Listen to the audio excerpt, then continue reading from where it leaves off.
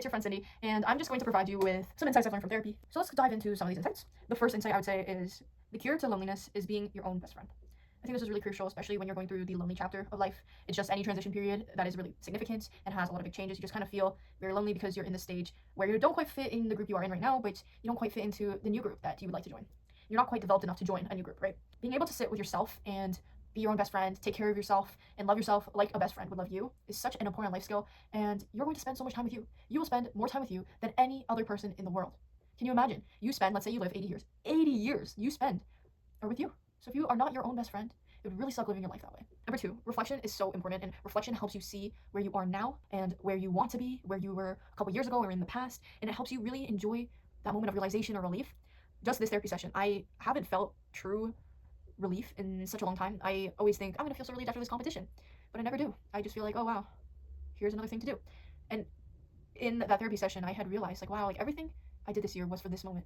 That like realization and relief hit me. Like I did all this for this moment, and even if I'm not quite where I want to be yet, I can see the light at the end of the tunnel. And I think that's what reflection does. And kind of a metaphor analogy of life that I was making was I was crawling through mud tunnels, climbing trees, going through the woods, and I was already at the road. But I just thought that there was trees still, and I had to climb and trek through the wilderness when I already was at a path and trail that was really nicely paved. Number three, positivity does not equal people pleasing, suppressing your negative emotions.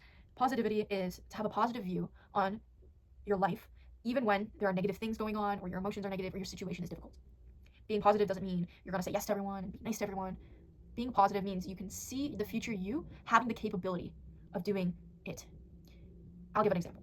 Before exams, you feel anxious, you feel cooked, you feel nervous, you feel exhausted, overwhelmed, all these emotions. And when you talk to someone, you might be like, oh, I'm so cooked, it's over, like I'm going to fail. Having a positive view and a positive life means you would say, I'm feeling very negative today. I'm feeling very nervous. I'm feeling all these quote unquote negative emotions, which I don't really believe they're negative emotions. They're more just bluer emotions, if I was to describe it. All emotions are just information. I think it's important to have a positive view and say, I am nervous, I am anxious, and I know I've gone through something similar. I've been able to get through it, and this time I will. Even if you haven't gone through something similar, you know that you have support around you, and you're able to think of the situation that is negatively impacting you, or however, you're able to have a positive spin or view on it. The next thing, number four, so I guess I only have four things. There are two types of boredoms, especially if you're a type A person. So the first type is you need a challenge, stimulation, you need to get out there and do something difficult, have a goal to work towards, and I think that's for type A type people, and you can always, I think I'm a believer that you can be both and have a good balance of it. Life is all about balance, and you can work on either side that you're lacking. Number two is being bored and you can't sit alone with your own thoughts. So if you're that second boredom, I would recommend you learn to meditate, to live a calm or life, have calm days where you don't really do anything. You're just gonna sit outside, reflect on your life, you journal, meditate, all these things. You don't really get anything done, quote unquote, but you do a lot. So those are some insights. Let me know if you want more. There's a couple pages in this book.